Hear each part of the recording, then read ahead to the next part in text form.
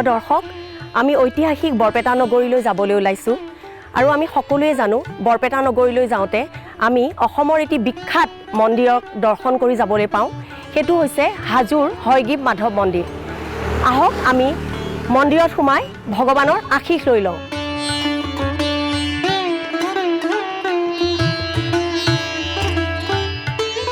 মহাপুৰুষীয়া সত্ৰীয়া সংস্কৃতিৰ কেন্দ্ৰবিন্দু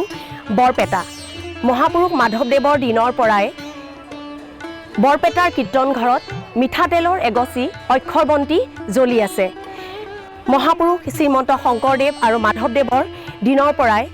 হৰিদেৱ, নাৰায়ণ আতা, গোপাল আতা প্ৰমুখ্যে 12জন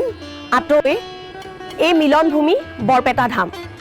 বৈকুণ্ঠপুৰী বৰপেটা ধামত আকাশে বতাহে হৰিনামেৰে বিকশিত হৈ আছে আৰু এই বৰপেটা ধামতে আজি আমি এগৰাকী বিশিষ্ট ব্যক্তিক লগ কৰিবলৈ গৈ আছোঁ। প্ৰিয় দৰ্শক, আপোনালোকেও আমাৰ এই যাত্ৰাত সমভাগী হওক। আহক আমি সেইজনা মহান ব্যক্তিক লগত কিছু কথা পাতোগৈ।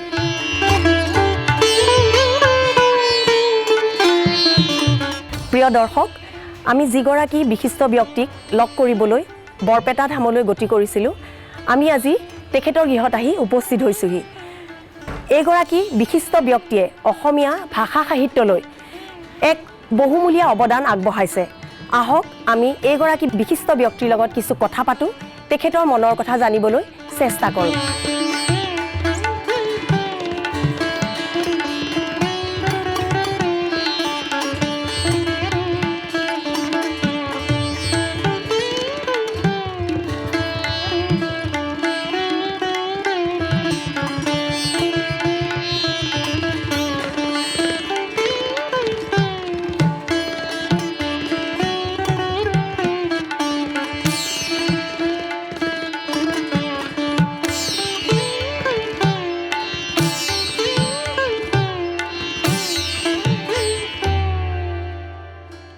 প্ৰিয় দৰ্শক, এয়া আমাৰ মাজত শিক্ষাৰত্ন সুসাহিত্যিক অক্ষয় কুমাৰ মিশ্ৰ ডাঙৰীয়া। ছাৰ, স্বাগতম আমাৰ এই বিশেষ সাক্ষাৎকাৰ অনুষ্ঠানটিলৈ। ডি অসমলৈ মই মোৰ আন্তৰিক খোলা কৃতজ্ঞতা জ্ঞাপন কৰিছোঁ আৰু সমূহ দৰ্শক শ্ৰোতালৈকে মোৰ সশ্ৰদ্ধ নিবেদন জনাইছোঁ। প্ৰথমে আপোনাৰ শৈশৱলৈ উভতি যাম।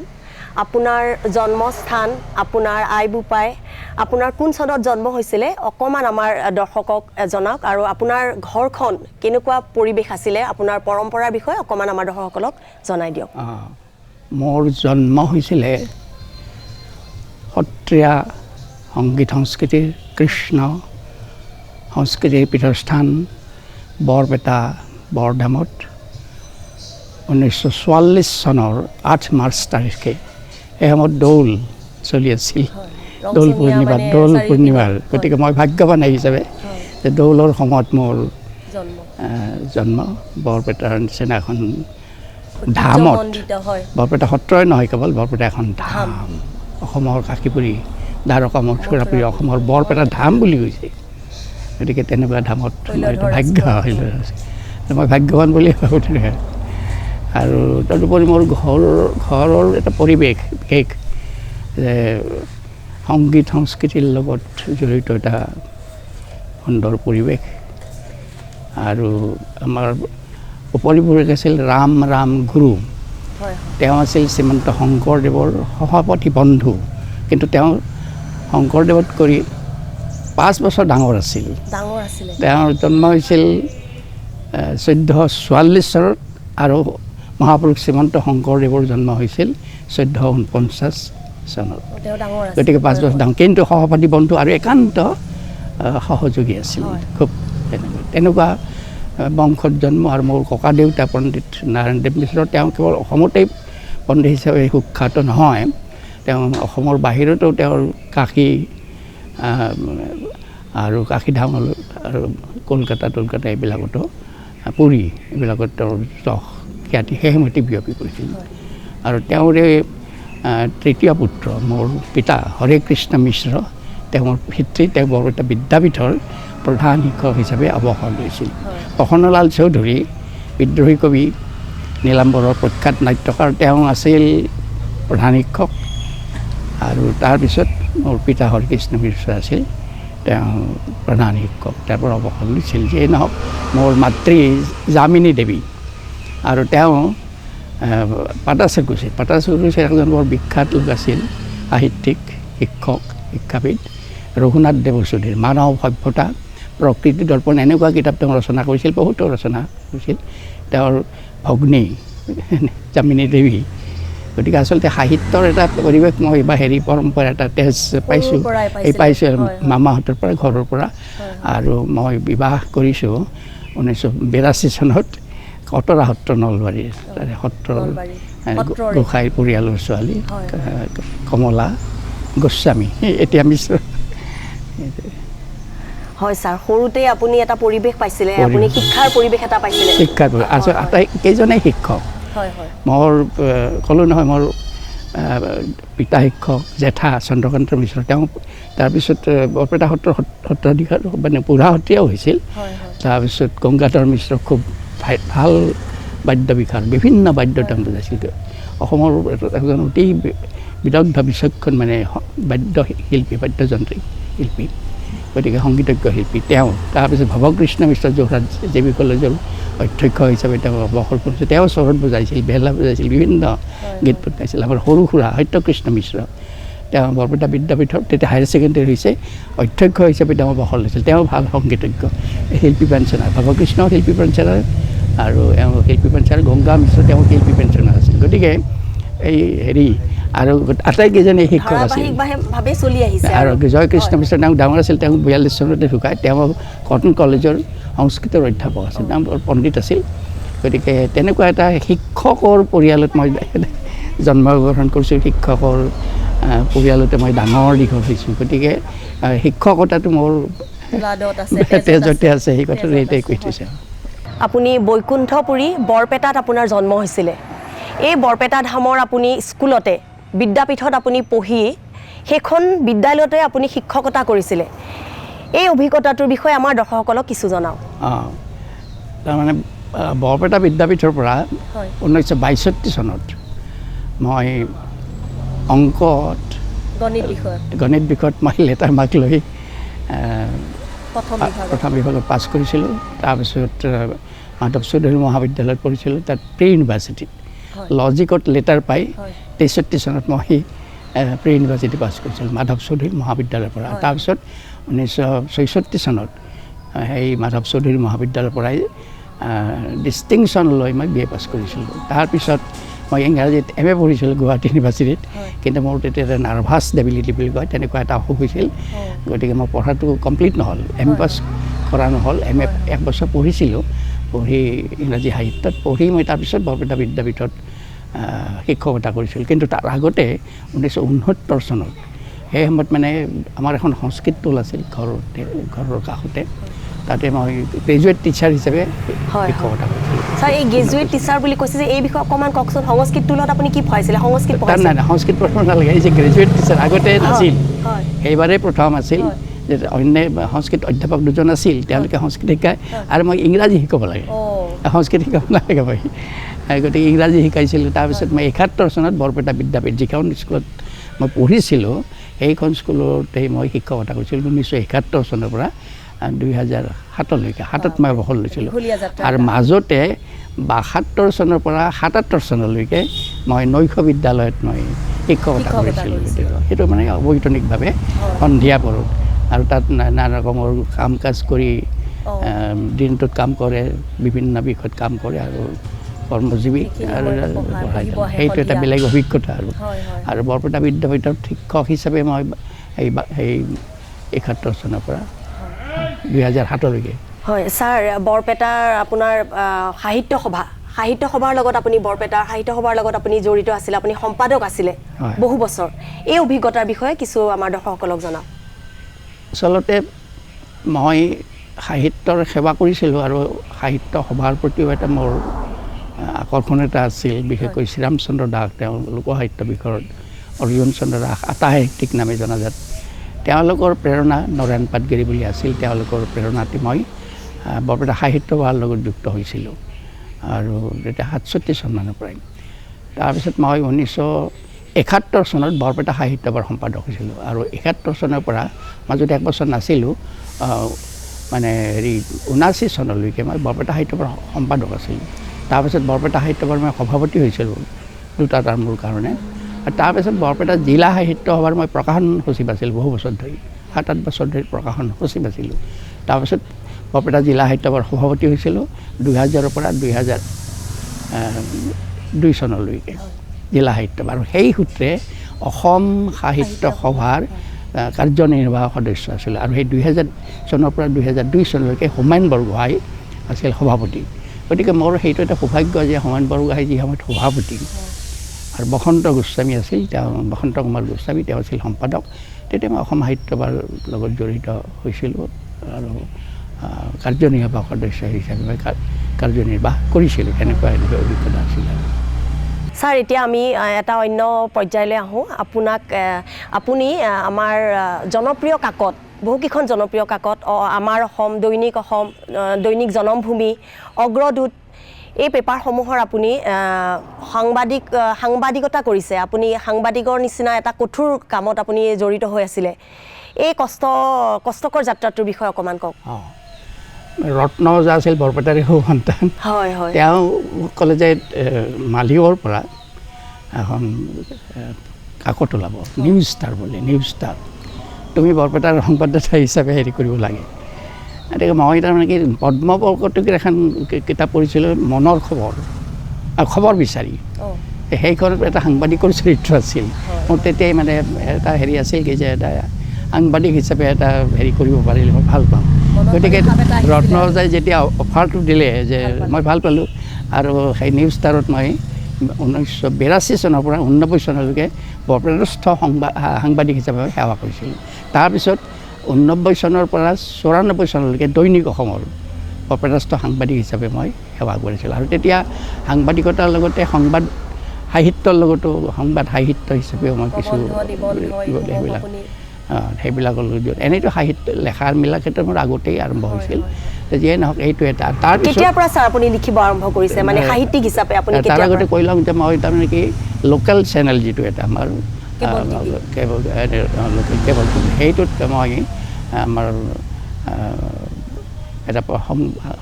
আজিৰ প্ৰবাহ বুলি আৰু হেৰি সংবাদ বাৰ্তা বুলি তেনেকুৱা দুটা চেনেলত মই এটা মুখ্য সম্পাদক হিচাপে কাম কৰিছিলোঁ আৰু বৰপেটাস্থ যিবিলাক বিভিন্ন সাংবাদিক আছিল সেইসকলে তাত সহযোগিতা কৰিছিল মই পিছত সাংবাদিক হিচাপে দৈনিক অগ্ৰদূত বা আমাৰ অসমত হেৰি কৰা নাই কিন্তু মই লেখক হিচাপে এই আটাইকেইখন পেপাৰতে মই লিখিছোঁ দৈনিক জনভূমিত শিতান লিখিছোঁ আমাৰ অসমত মই নগেন শইকীয়া যেতিয়া সম্পাদক থাকে শিতান লিখিছোঁ আৰু বিশেষকৈ মোৰ লেখক জীৱনটো তুমি যিটো সুধিলা লেখক জীৱনটো আৰম্ভ হৈছিল আচলতে বৰপেটাতে 69 চনৰ পৰাই মই লেখা হিচাপে কলেজত লেখা স্কুলত লেখাত বাহিৰে সেইটোত বাহিৰে মোৰ লেখা হৈছে কি হেৰিত এই নীলাচলত মই আচলতে মোৰ মাজে কি হেৰি হোমেন বৰগোহাঁই সম্পাদিত যিখন সাপ্তাহিক নীলাচল সেই নীলাচলৰ যোগেদিয়ে মোক মানে এটা শৈক্ষিক বৌদ্ধিক দিশৰ লগত বহুতখিনি যে তেওঁলোকে মোক মানে বহুত ক্ষেত্ৰত মই বহুত বিভিন্ন মানুহে মোক মানে হেৰি কৰিছিল আৰু লেখক হিচাপে যে হোমেন বৰগোহাঁইৰ প্ৰতি মই সেইকাৰণে কৃতজ্ঞ গতিকে হোমেন বৰগোহাঁই যেতিয়া সম্পাদক ৰাখে আৰু সাপ্তাহিক নীলাচল তেতিয়া মানে বিশেষ কৰি যিখিনি মানে ইণ্টেলেকচুৱেল পাৰ্চন থকা মানুহ যিখিনি মানে এনলাইটেন পাৰ্চন আৰু বিশেষকৈ উঠি অহা যুৱক যুৱতী সেইসকলৰ কাৰণে বৰ আদৰ্শ এখন তাত মই লিখিছিলোঁ কেইবাটাও প্ৰবন্ধ নিবন্ধ লিখিছিলোঁ তেনেকুৱাভাৱে মানে সংবাদ পত্ৰৰ লগতো জড়িত কিন্তু তাত বাহিৰেও সংবাদ পত্ৰ বিভিন্ন আমাৰ অসমেই হওক বা দৈনিক জনভূমি বা হেৰিয়ে হওক অগ্ৰদূতেই হওক বা অন্যান্য পেপাৰ বিশেষকৈ ৰাধিকা মোহন ভাগৱতীৰ প্ৰেৰণাত আজিৰ বাতৰি বুলি এখন আছিল তেনেকুৱাভাৱে কেইবাখন পেপাৰতো মই স্তম্ভ লেখক হিচাপেও হেৰি কৰিছিলোঁ তাত বিভিন্ন ধৰণৰ বিষয়ৰ ওপৰত মই আলোকপাত কৰিছিলোঁ আৰু সংবাদধৰ্মী লেখাও লিখিছিলোঁ আৰু অন্যান্য প্ৰবন্ধ নিবন্ধ ইত্যাদি বিভিন্ন ধৰণৰ কিছুমান ফৰ্মাচী আছিল আৰু কিছুমান মোৰ স্বতঃ প্ৰণীত তাৰণাত বা প্ৰেৰণাত মই সেইবিলাক লিখিছিলোঁ ছাৰ এই স্কুলত পঢ়ি থাকোঁতে আৰু কলেজত পঢ়ি থাকোঁতে আপোনাৰ লিখনিসমূহ কেনেকুৱা আছিল তেতিয়াৰ লিখনিসমূহ আৰু এতিয়াৰ লিখনিসমূহৰ যথেষ্ট পাৰ্থক্য আছিলে তেতিয়া আপুনি কেনেকুৱা ধৰণৰ মানে লিখা মেলা কৰিছিল প্ৰত্যেকজন মানুহে বোধহয় কবিতাৰে তেওঁলোকৰ সাহিত্যিক জীৱন আৰম্ভ কৰে মোৰ এটা বৰপেটা বিদ্যাপীঠত এখন আলোচনী আছিল প্ৰসন্নলাল চৌধুৰীৰ সেইটো নামটো দিছিল শতপত্ৰ সেই শতপত্ৰখনত মই শতপত্ৰ নাম দি এটা কবিতা নহয় এটা পদ্য লেখাৰ এটা মই হেৰি কৰিছিলোঁ কিন্তু দুৰ্ভাগ্যবশতঃ সেই সময়ত তাৰ আগতে সেই আলোচনীখন ওলাইছিল তাৰপিছত সেই সময়ত নোলাল আৰু মোৰ পদ্যটো আৰু প্ৰকাশ কৰা নহ'ল সেইটো আজি অপ্ৰকাশিত হৈ আছে শতপত্ৰ নামৰ সেই পদ্যটো তাৰপিছত মই যেতিয়া কলেজলৈ আহিলোঁ কলেজত আৰু কি হ'ল এটা ঘটনা হ'ল যে তাত ফ্ৰেছাৰ্ছ ছ'চিয়েলত বক্তৃতা দিব লাগে কিন্তু সেই সময়ত চব ইংৰাজীত চলে গতিকে মই ইংৰাজীতে হেৰি কৰিছে সভাপতি প্ৰাণজিৎ তালুকদাৰ আছিল তেওঁ কৈ আছে যে ফ্ৰেছাৰ্ছৰ পৰা ক'ব লাগে এতিয়া তাৰ আগতে অন্যান্যবিলাক কৈছে প্ৰবীণবিলাকে তাৰমানে কি পুৰণিবিলাকৰ কৈছে নপুৰ কোনোটো আগবাঢ়ি নাই তেতিয়া মই বোলো সেইটোতো কথা নাই অধ্যক্ষই কৈ আছে যে নতুনৰ পৰা কোনো নাহে নেকি তেতিয়া মই আগবাঢ়ি গ'লে ইংৰাজীতে অলপ বক্তৃতা কিবা এটা দিলোঁ আৰু তেতিয়া মোক ধৰি ল'লে কি ছাত্ৰ ছাত্ৰী অন্যবিলাকে যে ইংৰাজীত ভাল গতিকে সম্পাদকে ক'লেগৈ যে মোক বন্ধু আছিল তুমি হেৰি দিব নালাগে অসমীয়াত দিব নালাগে তুমি ইংৰাজী দিয়া অসমীয়াত লেখা মানুহ আছে গতিকে তেতিয়া ষ্টাডি আপ বুকছ বুলি এটা প্ৰবন্ধ লিখিলোঁ সেইটো মই কলেজ মেগাজিনতে আৰু এই 4 বছৰৰ ভিতৰত ষ্টাডি আপ বুকছ এটা তাৰপিছত the influence of music on our life তাৰপিছত এটা লিখিছিলোঁ the sickness of civilisation modern men in church with soul এনেকুৱা ধৰণৰ তাৰপিছত ফিউচাৰ অফ পইট্ৰি বুলি আৰু পিছত এটা লিখিছিলোঁ গতিকে এনেকুৱা ধৰণৰ মই ইংৰাজীতে লিখিলোঁ অৱশ্যে মই ইংৰাজীত বৰ লেখক হিচাপে খুব হাৰি নহয় তথাপিও ইংৰাজী সাহিত্য পঢ়িছিলোঁ আমি হেৰি অলপমান আগ্ৰহ আছিল যিয়ে নহওক তেনেকুৱাভাৱে মোৰ লেখক জীৱন আৰম্ভ হয় আৰু মোৰ হাইস্কুলত থাকোঁতে গোপাল কৃষ্ণ দাস বুলি এজন আছিল তেওঁ মোক উৎসাহিত কৰিছিল ৰচনা লিখোঁ তেওঁ কৈছে ভাল হৈছে দিয়া তেওঁ পিছত তথ্য আৰু জনসংযোগ বিভাগৰ সঞ্চালক হিচাপে অৱসৰ গ্ৰহণ কৰিছিল বৰপেটাৰ মানুহ আছিল বিদ্যাপীঠত তেওঁ 2 বছৰমানৰ শিক্ষকতা কৰিছিল সেইটোৱে খুব উৎসাহ দিছিল গতিকে মই প্ৰসন্নলাল চৌধুৰী মোৰ পিতা হৰিকৃষ্ণ মিশ্ৰ আৰু গোপাল কৃষ্ণ দাসৰ পৰা বৰ প্ৰেৰণা পাইছোঁ লেখাৰ ক্ষেত্ৰত এইটো তেনেকুৱাভাৱে মোৰ লেখক জীৱনটো আৰম্ভ হৈছে সেই শতপত্ৰই দিয়ে তাৰপিছত আৰু মই বিভিন্ন কাকত আলোচনীত লিখিছিলোঁ আৰু মই ভাবোঁ যে মোৰ এটা বিশেষ ধৰণৰ এটা হয়তো মোৰ প্ৰতি মানুহৰ এটা মৰম স্নেহ জন্মিছিলে এই নীলাচলৰ যোগেদি অৱশ্যে অন্য পেপাৰতো কাকতত লিখিছিলোঁ সেই সময়ত কিন্তু নীলাচলে মোক এটা প্ৰতিষ্ঠা বিশেষকৈ হোমেন বৰগোহাঁই মোক যিখিনি উৎসাহ দিছিল মোক বহুত চিঠি পত্ৰ দিছিল গতিকে সেইবিলাক আছিল আমি তেনেকুৱা উৎসাহ উদ্দীপনা পাইছিলোঁ ছাৰ আপুনি 33খনতকৈও অধিক আপুনি মূল্যৱান গ্ৰন্থ ৰচনা কৰিছে লগতে এইখন কিতাপৰ বিষয়ে নকলে নহ'ব জীৱন জিজ্ঞাসা এখন আপোনাৰ বহু সমাদৃত পুথি আৰু লগতে আমাৰ সুসাহিত্যিক প্ৰয়াত লক্ষধৰ চৌধুৰীদেৱে কৈছিলে যে কিতাপখন সৰু হ'লেও ইয়াৰ চুক বৰ প্ৰখৰ এই অভিজ্ঞতাটোৰ বিষয়ে ছাৰ অকণমান আমাৰ দৰ্শকসকলক কৈ দিয়ক মোৰ প্ৰথম গ্ৰন্থ আছিল ডক্টৰ সৰ্বেপল্লী ৰাধাকৃষ্ণন সেইখনে যথেষ্ট সমাদৃত হৈছিল আৰু মোৰ তেওঁ আদৰ্শ এজন লেখক বা দাৰ্শনিক পণ্ডিত আৰু তাৰপিছত কেইবাখনো গ্ৰন্থ ৰচনা কৰিছিল কিন্তু যে মোক কিন্তু মানে খুব সমাদৃত বিভিন্ন স্তৰৰ মানুহে খুব সমাদৰ কৰা সেইখন গ্ৰন্থ হৈছে জীৱন জিজ্ঞাসা আৰু মই ভাবোঁ যে মোৰ যদি কিবা জীৱন দৰ্শন বুলি কোৱাত ধৃষ্টতা হয় জীৱন আদৰ্শ জীৱন মানে যন্ত্ৰণা জীৱন ভাৱনা বেদনা মানে তেনেকুৱা ধৰণৰ প্ৰতিফলন তাতেই ঘটিছে বুলি মই ভাবোঁ জীৱন জিজ্ঞাসা আৰু সেইখনত হোমেন বৰগোহাঁই মানে মুখবন্ধ লিখিছিল লিখি মোক যথেষ্ট উৎসাহিত কৰিছিল তেওঁ খুব মানে ভাল পাইছিল কিতাপখন পঢ়ি ভাল পাইছিল তেনেকৈ বহুতকেইজনে ভাল পাইছিল আৰু সেইটো মোৰ ডাঙৰ অভিজ্ঞতা যে মানুহে যদিও সেইখন অলপমান চিন্তা গধুৰ মননশীল লেখা বুলি ক'ব পাৰি কিন্তু সেইখনকো সমাদৃত গ্ৰন্থ হিচাপে ইমান ৰাইজে আঁকোৱালি লৈছিল যে মই সেইকাৰণে অভিভূত হৈছোঁ যে সেইখনে মই ভাবোঁ সেইখনত মই নিজেও কিছু পৰিমাণে হ'লেও আছোঁ আৰু সেইখন তাৰ লগতে জীৱন তৃষ্ণা বুলি এখন এই দুখন এইখন আচলতে পৰিপূৰক জীৱনৰ আৰু এখন জীৱন অন্বেষণ বুলি আছে এই 3খনে মোৰ যে জীৱন জিজ্ঞাসা জীৱন অনুসন্ধিৎসা এইবিলাক প্ৰকাশ কৰা বুলি মই ভাবোঁ আপোনাৰ জন্মস্থান বৈকুণ্ঠপুৰী বৰপেটাৰ ঐতিহ্যৰ বিষয়ে কিছু কওক বৰপেটাৰ ঐতিহ্যটো বহু দিশ সংস্কাৰী সেই বিষয়ে ক'ব লাগিলে বহুত সময় লাগে বাট আগতে থোৰতে কিছু কথা ক'ব খুজিছোঁ বৰপেটাৰ ঐতিহ্য বলতে প্ৰথমটো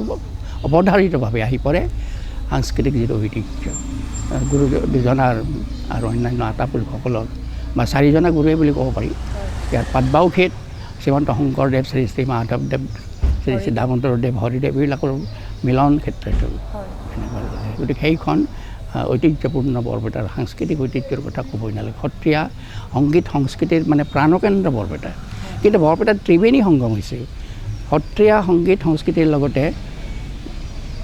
লোক সংগীত সংস্কৃতি আৰু লগতে শাস্ত্ৰীয় সংগীত সংস্কৃতি এই ত্ৰিবেণী সংগম হৈছে তাৰে লগত আধুনিক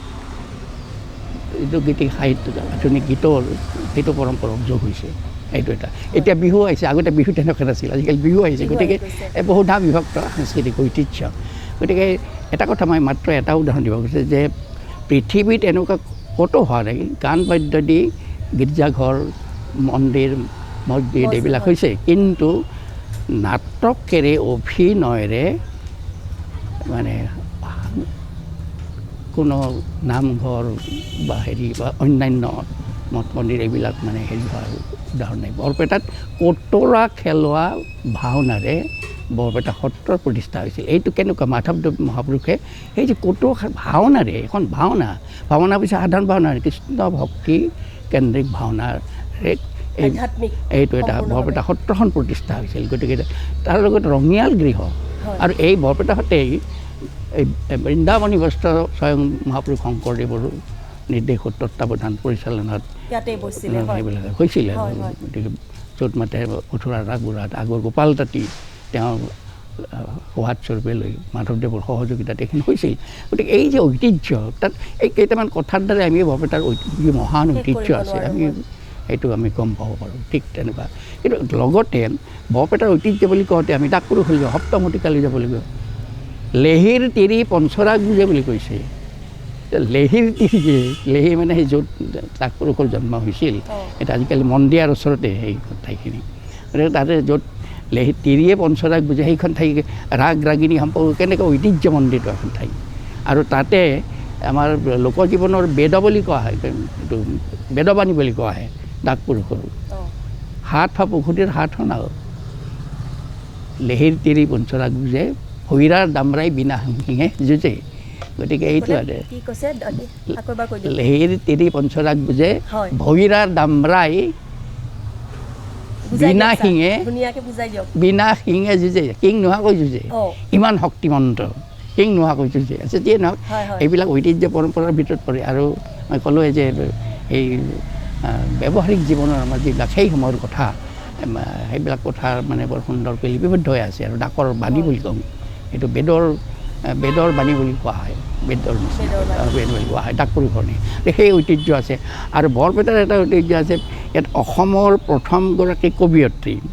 আই পদ্মপ্ৰিয়া ভৱানীপুৰীয়া গোপালাতাৰ জীয়ৰী তেওঁ বৰপেটাৰ তেওঁৰ মাতৃঘৰ বৰপেটাত আছিল গতিকে সেইটো চাব লাগিব যে সেই সময়তে গীতি সাহিত্য ৰচনাৰ ক্ষেত্ৰত আগবাঢ়ি আহিছিল এগৰাকী মহিয়সী নাৰীয়ে গতিকে এই যে ঐতিহ্য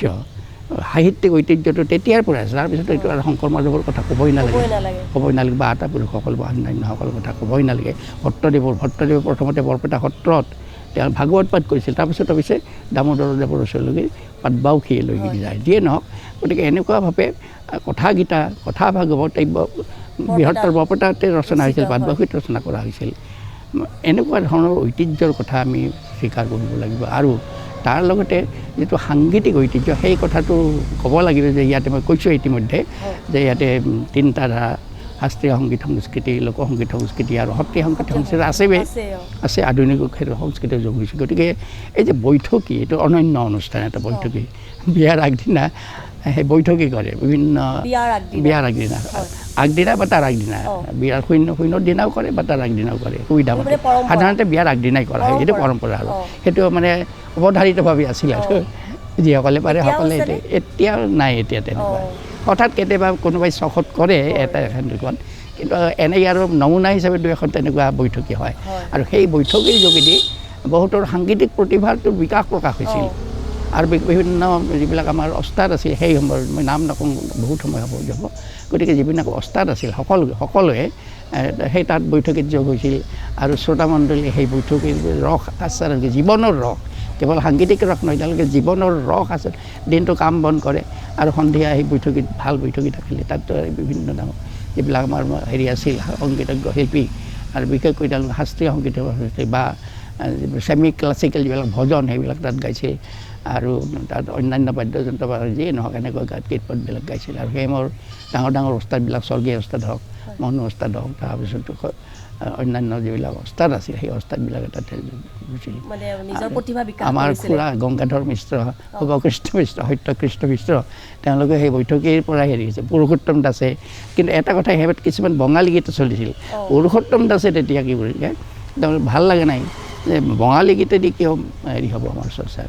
বঙালী গীত গাওক কথা নাই শ্যামা সংগীত গাওক বা বঙালী সংগীত সেই বৈঠকীৰ কাৰণে তেওঁ গীত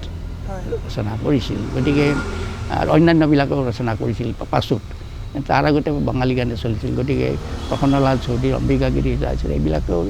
বৈঠকীৰ সেনেকুৱা ধৰণৰ জড়িত আছিল কিছু পৰিমাণে তাৰপিছতো এনেকৈ ঐতিহ্য পৰম্পৰা সেইটো চলি আহিছিল আৰু এটা কথা এই যে যাত্ৰা বিয়াৰ কিছুমানে আৰু যিবিলাক পাৰে বিয়াৰ আগদিনাখন এই বৈঠকীৰ লগতে যাত্ৰাও কৰে ভাওনাও কৰে তেনেকুৱা যাত্ৰা কৰে নাটক ঠিক যাত্ৰা নহয় যাত্ৰাটো আৰু সত্ৰৰ হেৰি কিন্তু নাটক কৰিছিল তাতে বিয়াৰ উপলক্ষত চব পৰিয়ালেই নহয় ডাঙৰ যিবিলাক অলপ মান্যৱন্ত পৰিয়াল যিবিলাক অলপ আধ্যৱন্ত পৰিয়াল তেওঁবিলাকে এই যাত্ৰা কি নাটক কৰিছিল আৰু যাত্ৰাৰ ঐতিহ্য আৰু বেলেগ বৰপেটা সত্ৰত বহাগৰ দমাহীত দৌল উৎসৱত তাৰপিছত অন্যান্য যিবিলাক অনুষ্ঠান সেই সময়ত তাতে যাত্ৰা কৰিছিল যাত্ৰা বিভিন্ন হেৰি বিশেষ কৰি ধৰ্মমূলক যিবিলাক নাটক কাটি এইবিলাক যাত্ৰা মানে সেই যাত্ৰাৰ ঐতিহ্যটো বৰ ডাঙৰ ঐতিহ্য আছিল এতিয়া অৱশ্যে যাত্ৰা সাধাৰণতে কেতিয়াবা হয়তো কেতিয়াবা হয় কিন্তু এই যাত্ৰাৰ ঐতিহ্য পৰম্পৰাটো এটা বৰ বিশেষ বিশেষ পৰম্পৰা ঐতিহ্য আছিল সেইটো তো এনেকুৱা ধৰণে সাহিত্যিক সাংগীতিক এইবিলাক বৈশিষ্ট্য আছে আৰু এটা হৈছে কি এই যে বৰপেটাৰ বৈশিষ্ট্য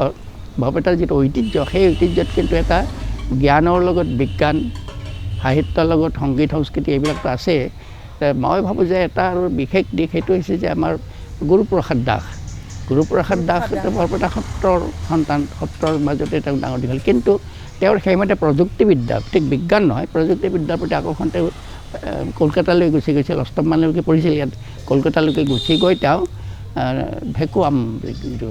আৱিষ্কাৰ কৰি ৰেলৰ চিমলেছ ব্ৰেক বুলি কোৱা হয় ব্ৰেক আৱিষ্কাৰ কৰি গতিকে বৰপেটাৰ এই যিটো আমি ধৰ্মীয় বা আধ্যাত্মিক ঐতিহ্য পৰম্পৰা ডাঙৰ দীঘল হোৱা ল'ৰাৰে মানে এটা বিশেষ ধৰণৰ চিন্তা এটা বিজ্ঞানসন্মত বা প্ৰযুক্তিবিদ্যাৰ সন্মত তেনেকুৱা ধৰণৰ চিন্তা চৰ্চাও আছিল সেইটো দিশো উল্লেখনীয় এইটো ইয়াতে কামেশ্বৰ দাসে গণিতৰ বিষয়ে হেৰি কৰিছিল আকাশ ৰহস্য বুলি এখন কিতাপ ৰচনা তেওঁ পিছে বজালী মানুহ আছিল কিন্তু বৰপেটাতে তেওঁ শিক্ষা দীক্ষা লাভ কৰিছিল আৰু এটা কথা যে বৰপেটাৰ ঐতিহ্যৰ কথা ক'ব লাগিলে এই অম্বিকাগিৰি বাণীকান্তৰ নামটো লওঁ মই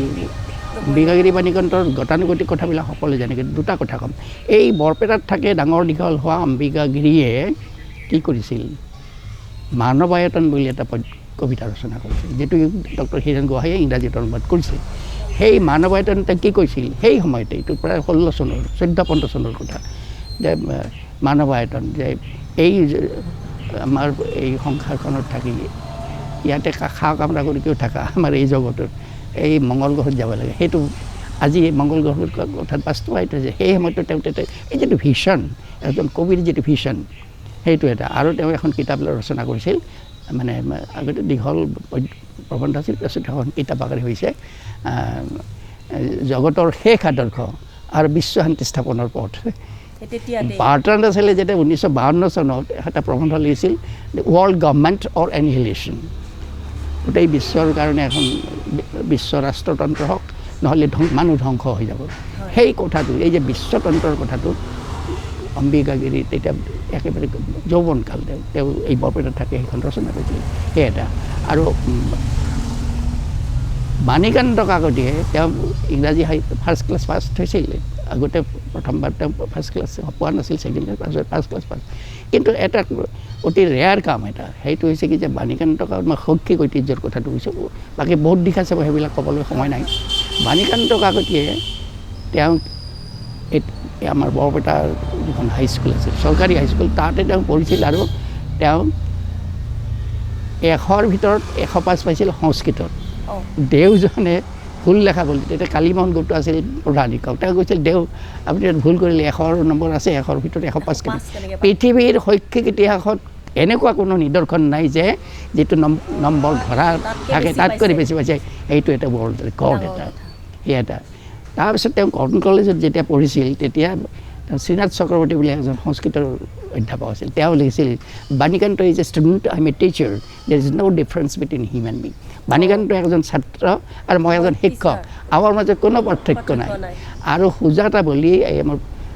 হেৰি আছিল PC ৰয় বুলি এজন বৰ ভাল ইংৰাজী শিক্ষক বাণীকান্তৰ শিক্ষক আছিল তেওঁ সুজাতাক বাণীকান্তৰ ওচৰত শিকাব কৈছিল বাণীকান্ত তেওঁ নিজে শিকোৱা নাই বাণীকান্ত তালিকা আৰু তেওঁ কৈছিল ছাত্ৰসকলক এই মোৰ মৰমৰ ছাত্ৰসকল তোমাৰ যদি ইংৰাজী শিকিব খোজা বাণীকান্তৰ ওচৰত আঁঠু লোৱা তেনেকুৱা ধৰণৰ আৰু সেই সুনীতি কুমাৰ চেটাৰ্জীয়ে তেওঁ প্ৰথম বাণীকান্ত বাবুদেৱ খুব কম বয়সতে মৰে শুনিছোঁ গতিকে তেওঁৰ বিষয়ে এটা বক্তৃতা দিবলৈ আহিছিল সেই বক্তৃতাত তেওঁ কৈছিল such men are rare in any country and community এনেকুৱা মানুহ পৃথিৱীতে যিকোনো দেশত যিকোনো জাতিতে বিৰল তেনেকুৱা এই যে এই ঐতিহ্যটো শৈক্ষিক ঐতিহ্যটো মই লগতে যোগ দিছোঁ এনেকুৱা ঐতিহ্য ববেলৰ আছে তেনেকুৱা ছাৰ আপুনি সাহিত্যৰ ক্ষেত্ৰত আপোনাৰ বহুমূলীয়া অৱদানৰ বাবে আপুনি সাহিত্যিক পেঞ্চন আৰু সাহিত্য বঁটাৰ দৰে বহুতো আপুনি বঁটা বাহন পাবলৈ সক্ষম হৈছে এইসমূহৰ বিষয়ে আমাৰ দৰ্শকসকলক কিছু জনাওক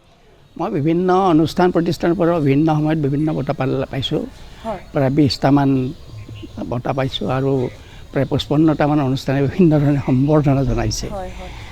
এই বঁটা বাহন শিক্ষাৰত্ন বঁটাটো সদৌ অসম ভিত্তিত সেইটো হৈছিলে 2004 চনতে সেই বঁটাটো মোক এটা দিছিল আৰু মান্যতা এটা শিক্ষাৰ ক্ষেত্ৰত মই স্বীকৃতি সেইটো এটা স্বীকৃতি বুলি মই ভাবিছোঁ সেইটো যিহেতুকে প্ৰথমবাৰ আছিল সেইটো মোক এটা বিশেষ ধৰণৰ উৎসাহ উদ্দীপনা দিছিল তাৰপিছত মই কলাগুৰু বঁটা জুবিন গাৰ্গৰ যিটো কলাগুৰু ফাউণ্ডেশ্যন সেই কলাগুৰু বঁটা সেইটোৰ মোৰ কাৰণে এটা বেলেগ ধৰণৰ দিশৰ এটা বঁটা পাইছোঁ এনেকৈ বহুত বঁটা লাভ কৰিছোঁ কিন্তু এই যে বঁটা সেইটোতকৈ মোৰ ডাঙৰ বঁটা হৈছে ৰাইজৰ মৰম ৰাইজৰ যেনে আৰু ৰাইজৰ স্বীকৃতি আৰু বিভিন্ন অনুষ্ঠান প্ৰতিষ্ঠানৰ দ্বাৰা বিভিন্ন সময়ত বিভিন্ন ধৰণৰ মৰমসূচক বা স্বীকৃতিসূচক যিখিনি হেৰি দিছে সেইটোৱে মোৰ কাৰণে বৰ ডাঙৰ সম্বৰ্ধনা সেইবিলাকে ৰাইজৰ মৰম বা অনুষ্ঠান প্ৰতিষ্ঠানৰ মোৰ প্ৰতি যিটো আস্থা সেই আস্থাৰ সূচক হিচাপে যিবিলাক বঁটা পাওঁ সেইটোৱে মোৰ সেইবিলাক এটা মই ৰাইজৰ মৰম বুলি ভাবোঁ সমাজৰ মৰম বুলি ভাবোঁ স্বীকৃতি বুলি ভাবোঁ সেইটোহে মোৰ কাৰণে ডাঙৰ বঁটা এই যে মৰম স্নেহ সেইটোহে ডাঙৰ বঁটা সেইটো মই কৈছোঁ আৰু কথাটো আপুনি উৰেটো জীৱন অসমীয়া ভাষা সাহিত্যলৈ এক অনবদ্য অৱদান আগবঢ়াইছে আপোনাৰ এই ভাতৃ বয়সত কেনেকুৱা ধৰণৰ অনুভৱ হয় আপুনি এতিয়া সময়বোৰ আপুনি কেনেকৈ কটাই আছে এই বিষয়ে অকণমান আমাৰ দৰ্শকসকলক জনাই দিয়ক ভাতৃ বয়স হ'লেও মোৰ ভিতৰত যেন শিশু লৈ সোমাই আছে মই তেনেকুৱা অনুভৱ কৰোঁ মই যে মোৰ বয়স হ'ব পাৰে কিন্তু মই এতিয়াও যুৱক বুলি ভাবোঁ নিজে এইটো এটা এই সময়ত মোৰ আচলতে এনেকুৱা হৈছে যে my time is measured days are numbered গতিকে মই কি কাম কৰিম কাম বহুত যদিও অৱসৰ হৈছে কিন্তু মোৰ সমাজ জীৱনৰ পৰা অৱসৰ নাই বৰঞ্চ এই কামবিলাক বাঢ়িছে বিভিন্ন অনুষ্ঠান প্ৰতিষ্ঠানত জড়িত হ'ব লাগে বিভিন্ন ধৰণৰ সেৱা আগবঢ়াব লাগে এই ধৰণৰ কাম আৰু নিজেও মোৰ আন্তৰিকতা তাৰণা প্ৰেৰণাৰ কথাবিলাক আছে বহুত লিখিব লগা আছে বহুত পঢ়িব লগা আছে বহুত সমাজ জীৱনত দিব লগা আছে গতিকে মোৰ অৱসৰ নাই লোৱা নাই মই এতিয়া গতিকে সেইটো এটা আৰু কিন্তু মোৰ এটা দুৰ্যোগ হৈছিল যে মোৰ সহধৰ্মিনী তেওঁ এটা বেমাৰ হৈছিল ভৰিখনৰ মানে আঁঠুৰ তল কাটিব লগা হৈছিল গতিকে এতিয়া মোৰ যিটো লাইফ ষ্টাইল যিটো জীৱনচৰ্যা সেইটোত অলপমান হেৰি আহিছে যে মই তেওঁ মোক খুবেই সহায় কৰে মোক সাহায্য কৰে সাহচৰ্য কৰে এতিয়াও কিন্তু ময়ো তেওঁৰ প্ৰতি সময় দিব লগা হৈছে সেইটো এটা